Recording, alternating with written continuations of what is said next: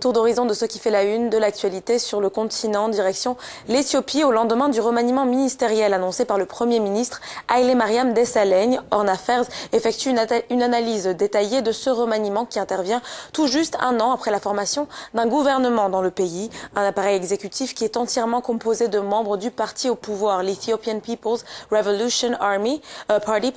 Les promesses de changement qui étaient pourtant motivées selon les autorités par la volonté d'entreprendre des réformes profondes pour résoudre les causes de protestation qui se sont répandues à travers la nation, une partie de la nation du moins. Pour autant, le Premier ministre est parvenu à effectuer des changements notables. Selon Horn Affairs, sur les 30 représentants nommés par le ministre, seulement 15 étaient membres du précédent cabinet et parmi ces 15 membres, seulement 9 ministres ont conservé leur poste. Les 6 autres ont été transférés vers un autre ministère. Par ailleurs, 11 nouveaux ministres ne sont pas membres de l'EPRDF et 6 d'entre eux sont quand même des membres du parti.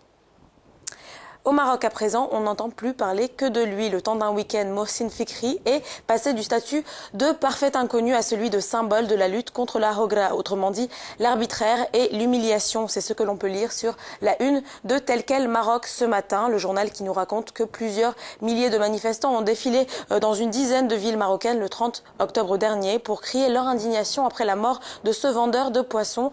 Derrière le symbole, il y a l'histoire d'un jeune autodidacte qui a multiplié les petits boulots pour se former un petit pécule et lancer son propre commerce, raconte le quotidien. Il se lance dans le commerce de poissons grâce à des économies de 20 000 dirhams. Petit à petit, le jeune trentenaire arrive à trouver des circuits loin de l'emprise des lobbies du port en effectuant des livraisons pour hôtels et restaurants. Depuis, Mohsin fait tourner son commerce malgré les contraintes du bakshish. Tel qu'elle rapporte que bien qu'il ait confié avoir la garantie de la part du ministre de l'Intérieur et du roi Mohamed VI que les responsables du drame de Mohsin seraient sanctionnés, eh bien son père espère que cette mort mettra fin au système de corruption dans le pays.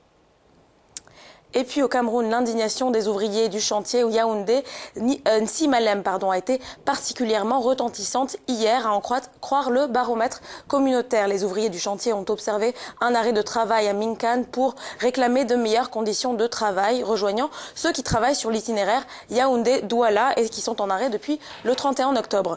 Tous comme un seul homme réclame à leur employeur chinois de meilleures conditions de travail, rapporte le baromètre, des conditions de travail déplorables au niveau financier mais aussi au niveau sanitaire. Nous travaillons dans des conditions difficiles, nous n'avons ni bottes ni gants, ont-ils expliqué. C'est la 4e fois que ces ouvriers de l'autoroute Yaoundé-Douala entrent en grève dans le pays.